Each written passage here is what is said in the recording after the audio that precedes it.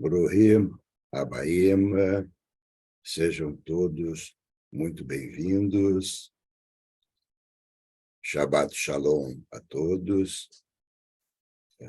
Este espaço é da Parashá Shavua, da Sibra, e Sociedade Israelita Brasileira de Cultura e Beneficência. Eu sou Carlos Weingrover e substituo o Rabino Gershon hoje. Isso, para mim, é uma grande responsabilidade, mas também, ao mesmo tempo, é uma grande honra. Nosso estudo hoje dura 1 hora e convidei Moreni Had, que nos fala de Orlando, na Flórida, e será o nosso comentarista. Baruch Haba, Moreni Had. Como é que estão as coisas na Flórida aí? Conta para nós aí. Calor extremo, mas muita tranquilidade e preparado para os comentários de hoje. Maravilhosíssimo.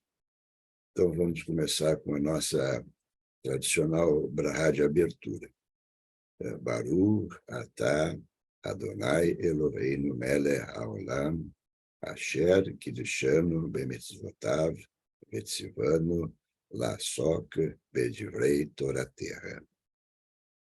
Bendito és tu. Amém. Bendito és tu, Adonai, nosso Deus, Rei do Universo, que nos santificou com seus mandamentos e nos ordenou a nos ocupar com as palavras da Torá. Bendito és tu, Adonai, que ensina a tua Torá a teu povo Israel. Bendito és tu, Adonai, nosso Deus, Rei do Universo, que nos escolheu dentre todos os povos, dando-nos a sua Torá. Amém.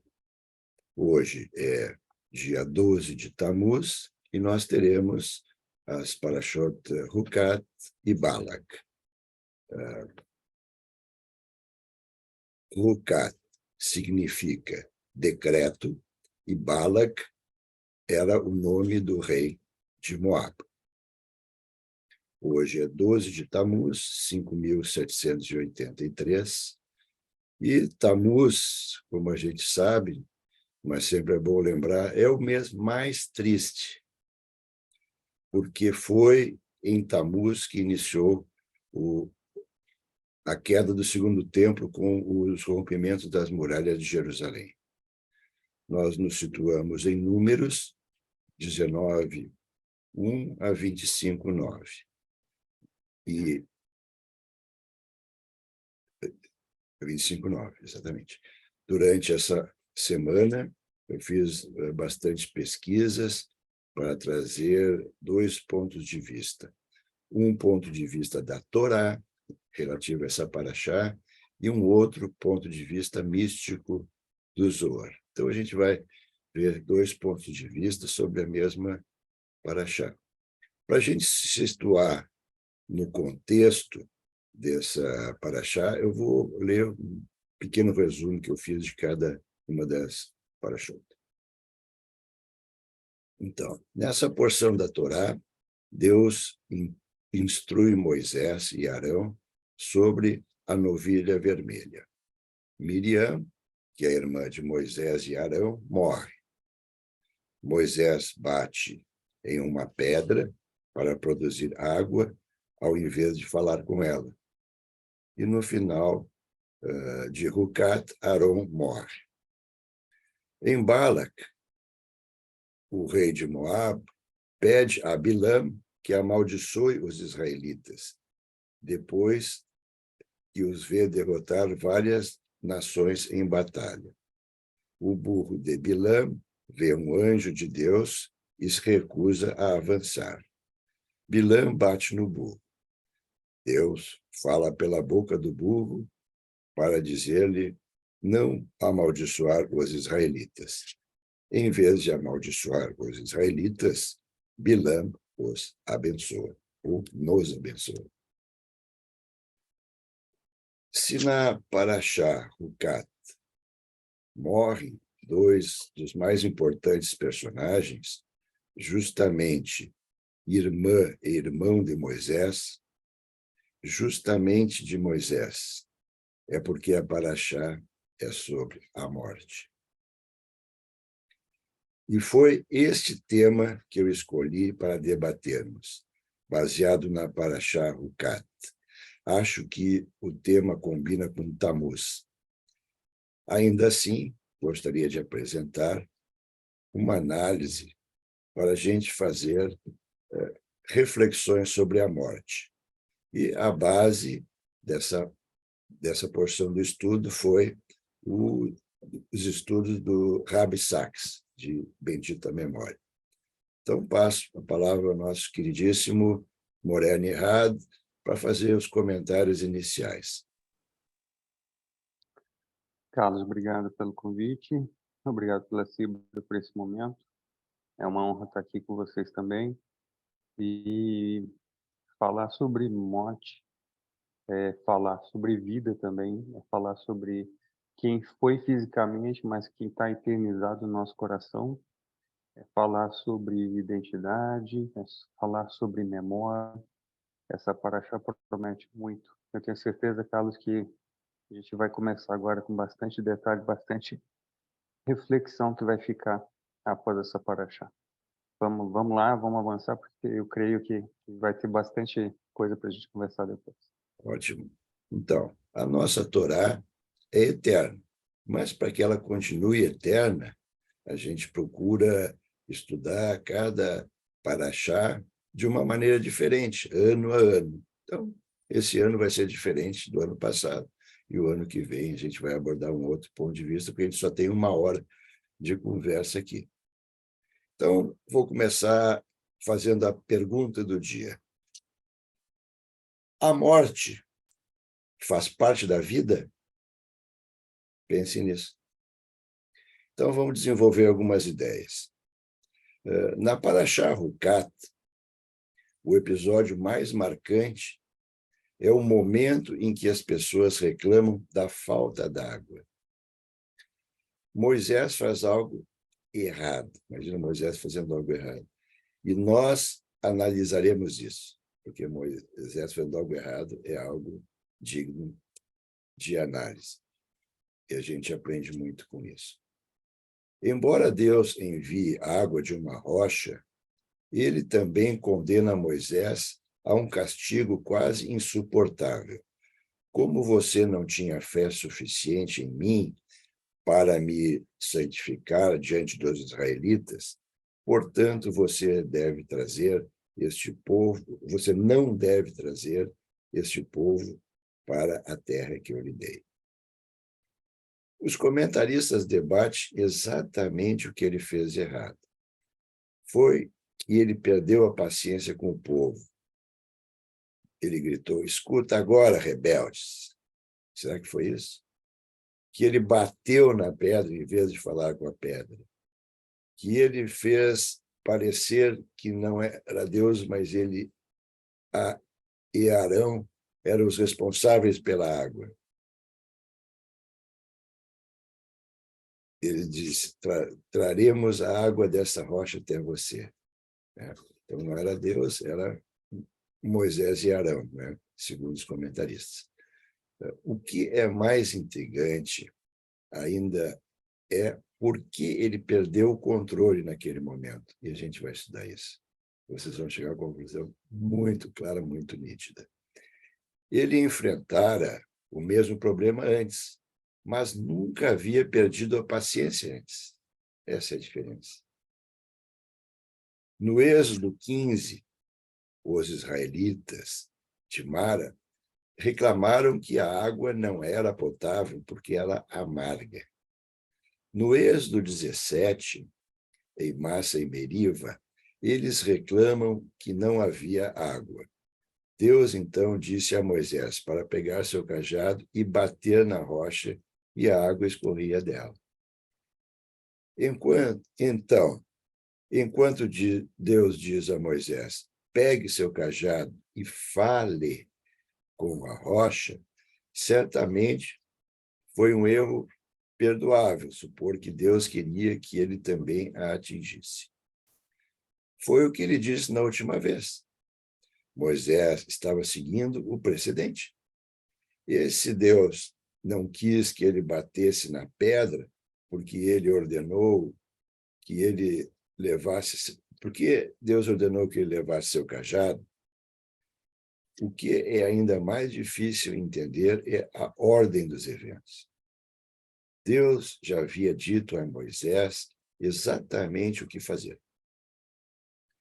Reúna pessoas, fale com a pedra e a água fluirá. Isso foi antes de Moisés fazer seu discurso mal-humorado, começando: escuta agora, seus rebeldes. É compreensível se você perder a compostura quando se deparar com um problema quase insolúvel. Isso aconteceu com Moisés mais cedo, quando as pessoas reclamaram da falta de carne. Mas não faz nenhum sentido fazê-lo quando Deus já lhe disse: fale com a rocha. Ela derramará sua água e você trará água da rocha para eles. E assim você dará à comunidade a água ao gado para beber. Moisés havia recebido a solução. Por que, então, ele estava tão agitado com o problema? Se a gente lembrar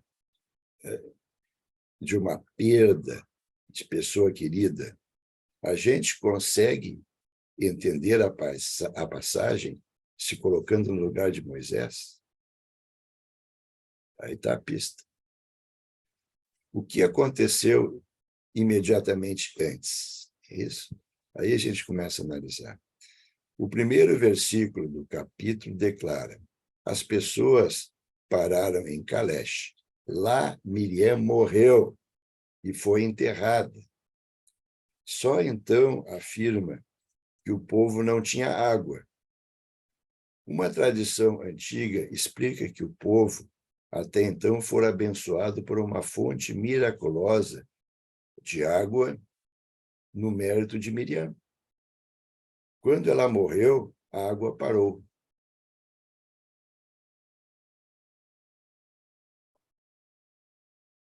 No entanto, parece que a conexão mais profunda não está entre a morte de Miriam e a falta d'água, mas entre sua morte e a perda de equilíbrio emocional de Moisés.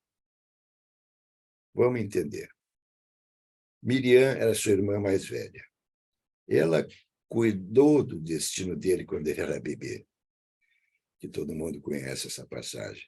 E ele foi colocado em uma cesta e flutuou pelo Nilo, colocado pela irmã.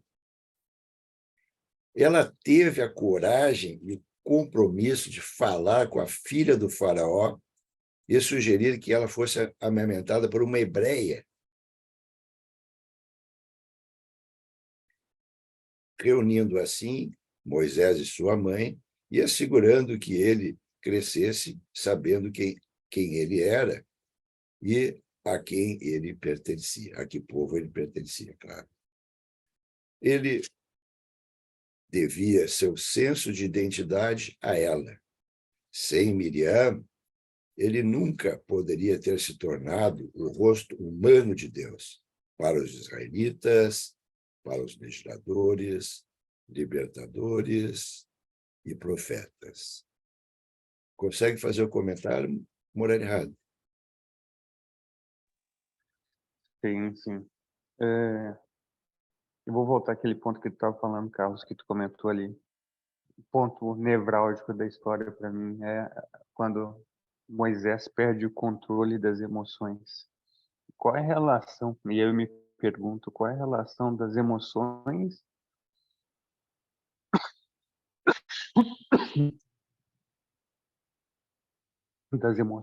e a nossa realidade? O quanto isso muda a nossa... Desculpa.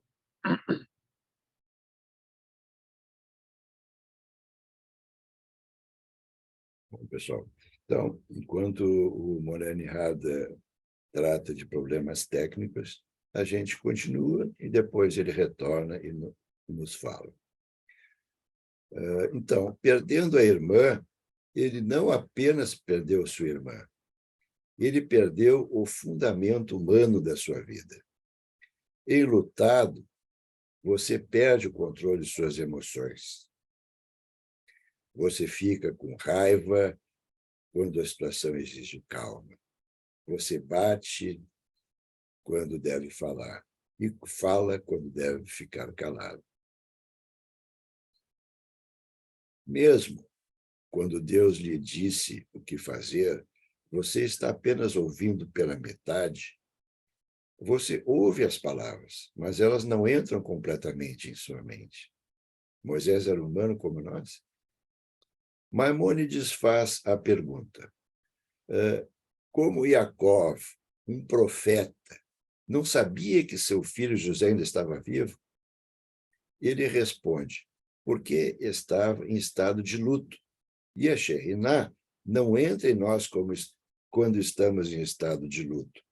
Vê bem aqui, estado de luto não é só quando uma pessoa morre.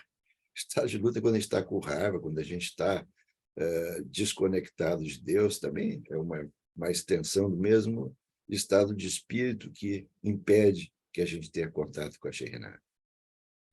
Então, Moisés, na rocha, não era tanto um profeta como um homem que acabara de perder sua irmã. Ele estava inconsolável e não estava no controle. Ele foi o maior dos profetas, mas ele também era humano, raramente mais do que aqui. Então, essa paraxá nos mostra, de uma maneira sensata, de ver a mortalidade. Pergunto: Deus é eterno e nós somos efêmeros? Vamos ver o que a Torá nos diz. Como dizemos na oração de Unetanê, em Rosh Hashanah e Yom Kippur, somos um fragmento de cerâmica, uma folha de grama, uma flor que desbota, uma sombra, uma nuvem, um sopro de vento. Somos pó e ao pó voltamos, mas Deus é vida para sempre. Em um nível, Moisés na rocha é uma história sobre o pecado e a punição. Porque você não tinha fé suficiente em mim para me santificar. Portanto, você não deve trazer esse povo para a terra que eu lhe dei. Então, podemos não ter certeza do que exatamente foi o erro, ou porque ele mereceu uma punição tão severa. Mas, pelo menos, conhecemos o território ao qual a história pertence. Então, a gente não está trabalhando com a certeza, mas a gente está aprendendo muito, secundariamente, nesse estudo. Não obstante, parece que aqui, como em muitos lugares da Torá, há uma história embaixo da história, e é completamente diferente. Por isso, a nossa Torá é infinita. Então, Rukat é sobre a morte, perda e luto. Eu posso comentar. Rukat é sobre a morte, perda e luto. Morte, perda e luto nos deixa num estado de espírito que dificilmente a gente conecta, né, com Deus ou conecta com os mundos superiores, conforme diz os cabalistas. Então, Miriam morre, dizem a Arão e Moisés que não viverão para entrar na terra prometida. Então, Arão morre e o povo chora por ele por 30 dias. Lembra do Shaloshim? Juntos, eles constituíam a maior equipe de liderança que o povo judeu já conheceu. Moisés, o profeta supremo, Arão, o primeiro sumo sacerdote, e Miriam, talvez a maior de todas. Morena e Hart, pronto para os comentários? Pronto, sim. Desculpem aqui pela falha técnica, mas Sim, falhas técnicas de fato, acontecem mesmo quando tem dois engenheiros operando o sistema. A falha técnica como eu ia falando, é. a questão do controle das emoções, né? O quanto a gente pode ser tocado por isso em momentos difíceis, em momentos de desafio. E essa paraxá, ela coloca vida e morte em contraponto. Ela coloca o valor das pessoas que partiram, Arão, Miriam, que são não só o valor de pessoas na comunidade da época, mas de profetas que são referência para todos nós até hoje. Então, quando a gente está falando em controle de emoções, a gente está falando principalmente em como a gente está levando a vida, em como a palavra, a Torá e tudo que os manuscritos e os exemplos que cada profeta nos deram na vida, de como a gente deve conduzir a nossa vida na forma prática. Então, eu gosto muito dessa abordagem que a gente está hoje aqui estudando, a grande questão do controle das emoções. Isso me toca bastante, viu? Por isso que eu fico até emocionado de estar aqui aprendendo sobre vida e morte, porque eu não falo só morte, mas eu vejo muita vida, a relação, como tu falou, Carlos, da relação entre morte e vida. Então, era esse o meu comentário. Obrigado, Morena e Hart. É certo que a gente se emociona, porque se emocionar é humano. São coisas que a gente, quanto mais humano, mais a gente se emociona. E Morena e Hart é um grande colega, que grande companheiro, muito engajado, está sempre com a gente, sempre apresentando suas palestras no grupo Judaísmo para Todos. Todo mundo é imperdível, né? As palestras do Morena e Hart são imperdíveis. Eu estou aqui na frente do Facebook e eu gostaria, então, primeiro, cumprimentar quem nos cumprimentou. Eduardo Ben Efraim, Boker Tov, Heidi Lorraine Hoffman, bom dia, Shabbat Shalom. Luiz Fizeiras, está ao vivo. Débora Gleiser, oiê, Shabbat Shalom. Então, onde é que a Débora está? Está lá na academia. Ela está nos vendo, fazendo exercício lá na bicicleta ergométrica e nos vendo. Luiz Fizeras, Shabbat Shalom. Eduardo Ben Efraim, Shabbat Shalom Lekulam. Ieda Nudeman, bom dia. Shabbat Shalom. Elones Fernando, Shabbat Shalom a todos. Elones, grande abraço ao Nihad, Shabbat Shalom. Edno Almeida, Shabbat Shalom a todos. Kátia de Cesar, nossa queridíssima Kátia, das comunicações da Cibra, Shabbat Shalom a todos, e comunicações do Judaísmo para Todos também. Mônica Kukalka, Shabbat Shalom a todos. Gustavo Costa, Shabbat Shalom.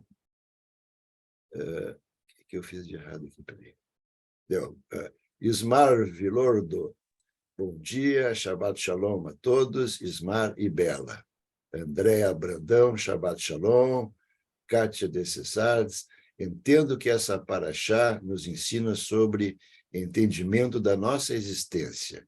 É aquela pergunta clássica: quem somos e para onde vamos? Eu não sei responder isso, Kátia, desculpa. Não, ainda não fui lá e nem voltei para contar como é que é. O Wagner Alevi, bom dia. Kurt Friedemann, grande Kurt Friedemann, nosso futuro rabino. Shabbat Shalom, e futuro Razam também. Shabbat Shalom. E vamos dar continuidade para o nosso estudo. O que a Paraxá está nos dizendo é que para cada um de nós existe um Jordão que não atravessaremos, uma terra prometida em que não entraremos. Não é para você concluir a tarefa. A gente se conforma com isso, não? Não tem como, né? Não é para você concluir a tarefa. E a gente aí vai aprendendo a se conformar em não concluir uma tarefa, que é uma coisa horrível, né? Mas vamos lá. É por isso que a Carlos, Paraxá... Oi? Pode ca- comentar, claro que sim, sempre pode comentar. rapidinho, essa aí é demais, tá? Essa é forte, porque ela, para mim, essa frase é uma lição que quer dizer o seguinte: não dá para dizer que a missão é minha, mas eu tenho que entender que a missão é nossa. É a história do conjugar nós e não ficar só no eu. É só esse comentário, mas é realmente conjugar nós é um tremendo desafio. É verdade. Era isso. Já vi que entrou mais comentários aqui. Edno Almeida, o nosso maior líder, que tinha um contato direto com Deus, não escapou de cometer erros, por conta das emoções, por conta das situações pelas quais ele passou. Isso significa que todos nós também estamos sujeitos a tudo isso. E por mais que sejamos... Tem que clicar aqui para ver mais. Sejamos fortes, todos nós também estamos sujeitos a tudo isso, e por mais que estejamos fortes, todos podemos cometer erros e teremos que pagar por eles.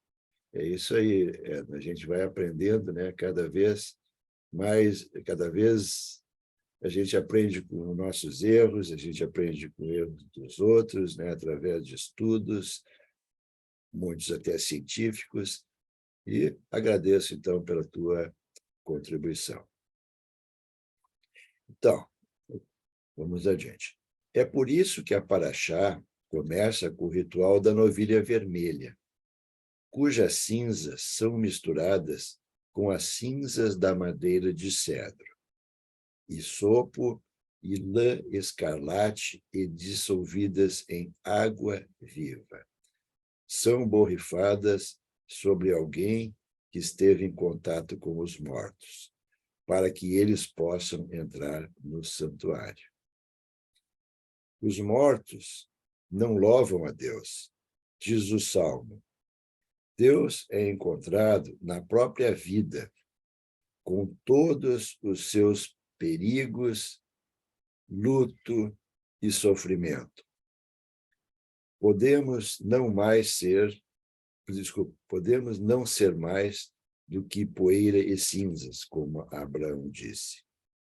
Mas a própria vida é uma corrente interminável, água viva. E é isso que o rito da novilha vermelha simboliza. Com grande sutileza, a Torá mistura lei e narrativa. A lei antes da narrativa, porque Deus fornece a cura antes da doença. Miriam morre. Moisés e Arão estão sobrecarregados de tristeza. Moisés, por um momento, perde o controle e ele e Arão são lembrados de que eles também são mortais e morrerão antes de entrar na terra. Terrível, hein? Barbaridade. Mas a nossa Torá, ela fala em vários planos ao mesmo tempo. Às vezes a gente está vendo alguma coisa a nível superficial, mas a gente consegue aí uma grande meditação, uma grande reflexão, e a gente consegue aí muitas lições para a nossa vida, né? E hoje a gente falando em morte e descontrole emocional também é uma grande lição, porque todos nós lidamos com a morte todos os dias, a gente sabe que a gente vai morrer, e a gente tem descontrole emocional. Quem que não tem? Essa paraxá nos ajuda no controle emocional? Claro que ajuda. ajuda a gente a ver que a gente não é tão importante assim como a gente se acha. Isso aí é a primeiríssima coisa a aprender. E depois a gente vai ver que a gente tem aí, eu não sei bem qual a minha missão, ou ninguém sabe direito qual a sua missão, para ser sincero, mas a gente vai tocando aí, né? E a vida vai nos levando. A Bertinha falou assim: bom dia, cheguei atrasado. Bom dia, Bertinha. E o Edno Almeida responde nosso comentário: isso mesmo. Bom, no entanto, este é, como Maimônides disse, o caminho do mundo. Nós somos almas corporificadas, nós somos carne e sangue. Envelhecemos e perdemos aquele que amamos. Como é que era a pergunta mesmo que eu fiz no início, né? A morte faz parte da vida? Faz, né? Externamente, lutamos para manter a compostura, mas interiormente choramos. No entanto, a vida continua e o que começamos, outros continuarão. Aqueles que amamos e perdemos, no mínimo vivem em nós, assim como vivemos naqueles que amamos, pois o amor é tão forte quanto a morte, e o bem que nunca morreremos. Morani Hall. Então, por que essa paraxá é muito forte para mim, me toca? Porque ao longo da semana, quando eu tive que me preparar para essa paraxá, foi inevitável pensar no meu pai, que já partiu, e partiu fisicamente, mas se eterniza e está em eterna ação. E por isso me toca, porque eu continuo fazendo parte do que ele fazia, que era valorizar muito a vida em comunidade, era valorizar, ajudar o outro. E hoje eu consigo reconhecer esse pedacinho dele em mim. É muito forte você ver isso, como Deus te dá essas oportunidades, essa herança que você recebe. É a morte que aconteceu, mas que traz a vida ainda na sua continuidade, que traz a vida de alguém que já foi, mas que também ainda está aqui. Então, por isso que eu disse, toca emoção, sim, porque é vivo. É a morte que é ligada à vida, é a vida que eu não sei qual a sequência de um para o outro, mas como tu comentou, Carlos, tem muita coisa aí nesse mundo que a gente tem que ter a capacidade de entender que Deus trabalha em paralelos. E a gente não vai conseguir entender tudo isso, não vai, não tem jeito. Esses paralelos vão além da física e da ciência, como a gente vê. É isso. Legal. Então, como é que é? Eu também não sei.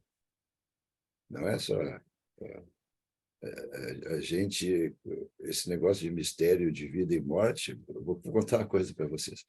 Olha só, uma vez eu estudei durante 6 meses para fazer um trabalho sobre a morte no Instituto Rabínico. 6 meses. Eu fiquei bem feliz que ninguém é melhor que eu, ninguém sabe nada. Tá? Vamos falar em termos bem. Todo mundo, cada um inventa uma maneira, sabe? E outras religiões que estão aqui no mesmo planeta perdido que nem o nosso aqui. Também, cada um tem uma maneira de interpretar a vida, interpretar a morte. Aproveitar aqui para ler aqui o Edno Almeida, falou, é o ciclo da vida. Sim. Elonis Fernando, a morte é o início da continuação da vida. Uau. Certo? Também bem profundo. E a Kátia coloca assim, opa, com certeza a morte é parte do ciclo da vida de todos nós, humanos e natureza. Aliás, hoje, o grande problema do ser humano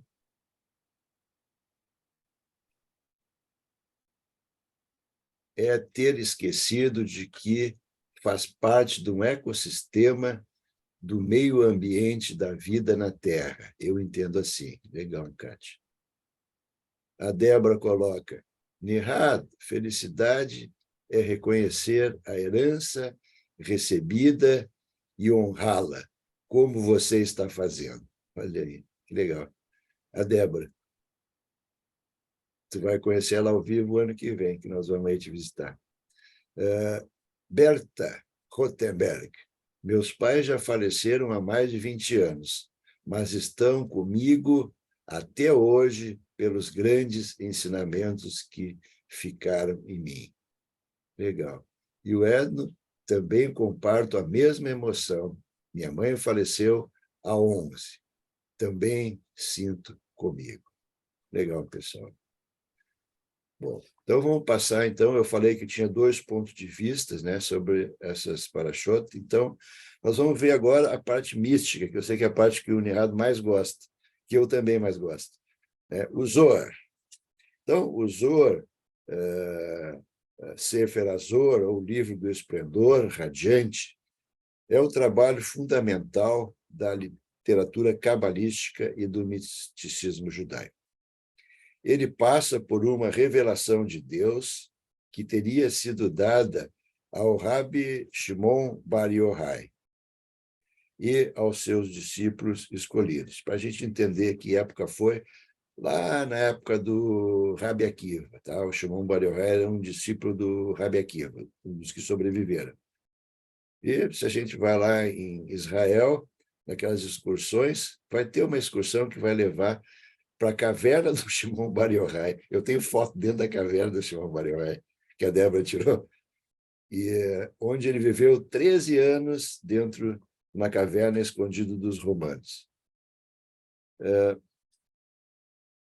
Então, ele passa por uma revelação de Deus que teria sido dada a Shimon Bar Yochai e a seus discípulos escolhidos. O Zohar é uma coleção de comentários místicos sobre a Torá, os 5 livros de Moisés, escritos parcialmente em aramaico e hebraico medieval. Claro, aqui tem uma polêmica, né? Quem foi o autor do Zohar? Foi o Moses de Leon ou foi o Shimon Bar Yochai? Bom, se tu vai lá em Israel, é o Shimon Bar Yochai. Se tu vai na internet, aqui no Google, aí fica dividido. E tem gente que explica que cada um escreveu uma parte, depois o Moses faleceu e a esposa dele publicou, sei lá, é uma confusão. Mas a gente, mesmo assim, é indiscutível, né, a validade da riqueza do Zohar. O Zohar contém uma teosofia cabalista que trata da natureza de Deus, da cosmogonia, da cosmologia, da alma, do pecado, da redenção, do bem e do mal, do eu verdadeiro, da luz de Deus e da relação entre a energia universal e o homem. Conforme Shimon Bar Yochai, o mundo em que vivemos é 99% espiritual e 1% material. Tá? Aí a gente se situa, né, entre o 0% e o 100%. Onde é que cada um está? Eu estou meio a meio, eu estou 60% para 40%. Sei lá, acho que cada um poderia se avaliar. Isso são coisas que nos ajudam a levar essa vida aí de uma forma bem feliz. Vou fazer uma sinopse de Hukat no Zohar, para a gente ter uma ideia. O rabino Shimon diz ao rabino Yehudá que Miriam morreu porque a morte dos justos espia o mundo. Quando ela partiu, o poço que acompanhava os filhos de Israel no deserto se foi. Só essa frase dá para ir fazer uma reflexão. O que simboliza essa água, esse poço? essas virtudes da Miriam, essa coragem da Miriam, esse companheirismo que ela teve, essa garra, né? Eu não gosto que falem que a Torá é machista. Olha, depende do ponto de vista.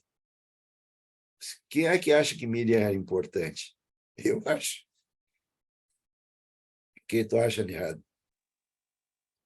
Imagina se Miriam não tivesse intervido sobre como Moisés deveria ser criado. Imaginem a importância de Miriam se ela não tivesse acompanhado e tivesse a coragem de indicar: olha, ele deve ser criado com os hebreus. Imaginem qual seria o destino de Moisés sem Miriam. Sem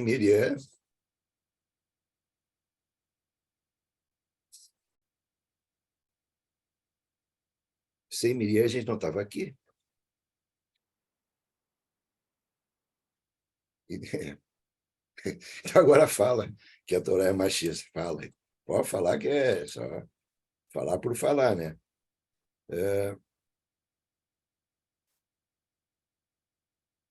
Então, naquela época,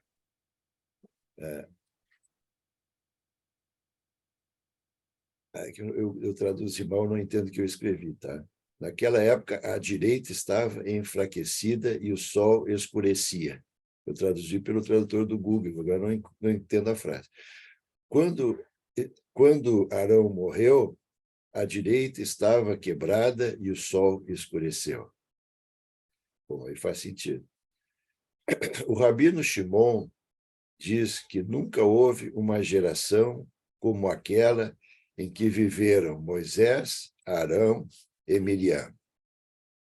Mesmo na geração de Salomão, que tiraram da lua, que estava cheia, e não o sol, como no tempo de Moisés. O Rabino Shimon fala sobre Yoshua, que trabalhou para herdar a terra de Israel, mas não alcançou a completa conclusão da sua lua. Ele trabalhou por Israel sob o sol, Moisés, porque ele não tinha luz própria. Agora que faz sentido eles chamarem um de luz e outro, um de lua e outro de sol. Ó, agora fechou. É que o Zohar é complicado mesmo. Imagina o tradutor do Google traduzindo o Zohar. Eu fiz o melhor que eu pude. Eu não tinha como fazer melhor. Eu, pelo menos. Então, aprendemos que todo lugar onde Salomão menciona sobre o sol, ele está falando de seu próprio nível, Malhut. O Rabino Shimon diz que quem está ligado à lua sem o sol reflete o primeiro pecado do mundo, o pecado da árvore do conhecimento do bem e do mal. Versículo 35. Então vieram os filhos de Israel, toda a congregação, no deserto de Zim. Isso está em Bamidbar 21. O Rabino Yehudá disse: por que a passagem sobre as leis da vaca vermelha está próxima da morte de Miriam? O Zohar é todo assim, né? É todo um diálogo, né? Entre um rabino e outro, entre vários rabinos, seu discípulo, etc. Então, é bem comum a gente ler o Zohar e ter essa estrutura gramatical. A explicação já foi estabelecida. Ele responde: no entanto, uma vez que o julgamento foi executado sobre esta vaca, a fim de purificar o mundo, o julgamento foi executado sobre Miriam, com o objetivo de purificar o mundo, desde a morte dos apenas expoentes do mundo, e ela partiu desse mundo. Quando Miriam partiu, o poço que acompanhava os filhos de Israel no deserto se foi. e o poço de todos se foi. Este é o segredo de Malhut. Então, Moreno e Rado, estamos nos encaminhando para o fim do nosso tempo, do nosso estudo de hoje, e gostaria, então, dos teus comentários sobre o Zohar e comentários finais. Tenho bastante tempo. Tem 10 minutos. Pode falar. Tranquilo. Primeiro, tentar entender alguma coisa que o Zohar como referência é difícil, mas tem que ser feito. Mesmo se trata de algo, uma obra que é filosófica e tem muito simbolismo, é uma referência de alguém que baixou a cabeça e tentou entender, tentou entrar a fundo, tentou ter uma sensibilidade para poder entender a criação, a energia, a relação da energia, a relação entre a criação e nós. Então, o Zohar tem que ser estudado. É difícil, tem uma linguagem muito complicada. Eu, pelo menos, tenho bastante dificuldade para entender. Mas tem uma coisa que eu acho interessante, isso já lá no Talmud já é comentado, que um bom exemplo é que coisas realmente sagradas não são escritas. O nome de Deus, por exemplo, e por que não as obras que as mulheres judias e seus papéis na história. Então, aquela questão que tu estava falando, Carlos, sobre se é machista, o Talmud é machista ou não, na verdade eu creio que muito do que é sagrado, que é muito misterioso, a gente não sabe porque é misterioso. O próprio Talmud fala da questão do mistério existir e da limitação da nossa compreensão. E aí depois vem o Zohar tentando nos dar luz. Mas para a gente entender o que o Zohar está nos explicando, a gente precisa de uma sensibilidade. E a sensibilidade é sendo humano, aceitando as limitações, aceitando o quanto a gente tem a aprender e o quanto a gente é limitado. É conjugando nós e não eu. É cedendo espaço para o outro continuar a obra. E não dizer, sou eu que termino isso aqui, que nem Moisés vacilou lá no seu erro.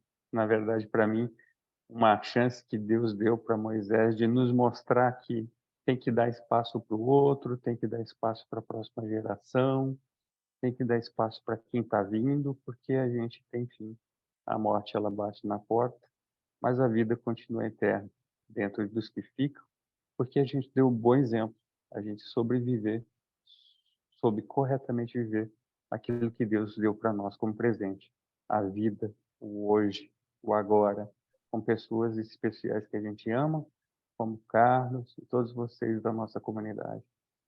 Esse é o meu comentário que eu deixo para a Paraxá de hoje. Muito legal, Nihat. Também sabe que a gente te adora. Tu para nós aqui, é um Moré. O Moré, dá para falar que o Moré é professor, mas, na verdade, Moré é um guia, né?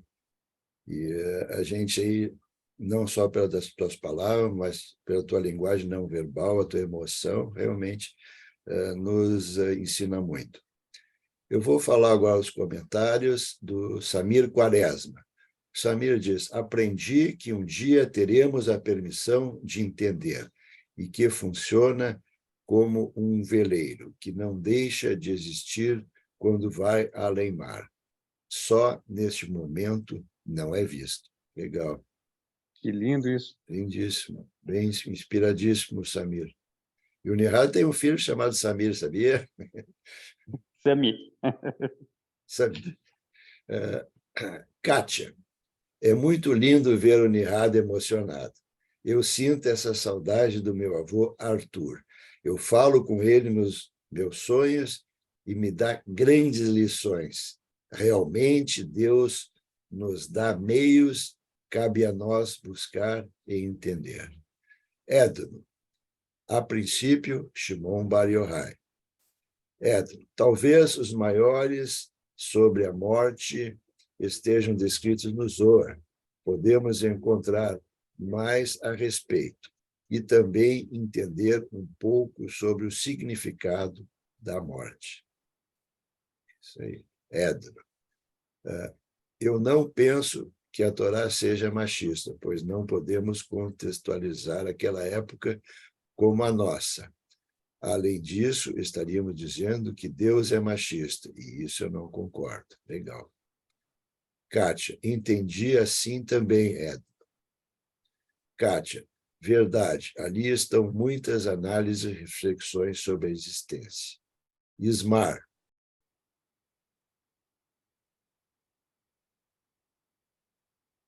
somos seres imortais. O que morre é o corpo físico, por doenças, desgastes naturais. O espírito ou alma nunca morre. Leva consigo suas conquistas intelectuais e morais, e também suas imperfeições, que não soube aperfeiçoá-la em sua caminhada. Legal, Ismar. Muito legal. Kátia, nossa, o tempo passou e nem percebi. Edmo, também. Acho que deveriam aumentar o tempo para pelo menos uns 30 minutos a mais. Olha, aqui eu estou aqui substituindo o Rabino Gersh, ele que é o chefão. Muito bom o estudo, a Kátia diz. Edmo, só um pouquinho. Aqui. Edmo, temos corpo mortal e alma imortal. Na ressurreição, o corpo também será imortal, não é isso? Eu não sei responder, eu já ouvi de várias. Se for pelo judaísmo tradicional, sim. Samir, quase um xará, muito prazer. É o Sami, filho do Neto. Elones, obrigado, Carlos, pela paraxá e Unirado pela clareza e conhecimento dos assuntos. Shabbat Shalom, Lekulam. Berta, Unirado é uma pessoa iluminada no saber e simpatia. Olha aqui. Que legal, Bertinha. Ismar, muito bom o estudo de hoje. Parabéns, Carlos. Shabbat Shalom a todos. E eu vou para a nossa conclusão final, para a gente poder encerrar. Conclusão. A vida é um dos princípios mais fundamentais do judaísmo. Tanto é que, para salvar uma vida, a gente pode desconsiderar muitos dos mandamentos. Para a maioria das religiões, ao longo da história, a vida após a morte se mostrou mais real que a própria vida. É aí que os deuses vivem, pensavam os egípcios. É aí que os nossos ancestrais estão vivos, acreditavam os gregos e romanos, e em muitas tribos primitivas. É aí que você encontra justiça, pensaram muitos cristãos. É aí que você encontra o paraíso, pensou muitos muçulmanos. A vida após a morte e a ressurreição dos mortos são princípios fundamentais e inegociáveis da fé judaica. Mas o Tanar é quieto a respeito deles. O judaísmo está focado em encontrar Deus nesta vida, nesse planeta, apesar da nossa mortalidade. Pessoal, vamos nos encaminhando para a barra de encerramento. Para finalizar, eu desejo fortemente que cada um de nós tenha todo o tempo a consciência que Deus está sempre conosco, de dia e de noite, e que permaneçamos conectados a Ele. Tá? Essa frase eu criei inspirada no Zohar. Eu dedico toda a luz espiritual obtida hoje em nosso estudo à nossa querida Sibra e todos os seus frequentadores, que eu incluo todos os que assistem a Parashá Shavuot. Peço ao Eterno que mantenha seus anjos nos protegendo. Amém. Nosso Deus e Deus dos nossos patriarcas e matriarcas, prepara-nos para colocarmos em prática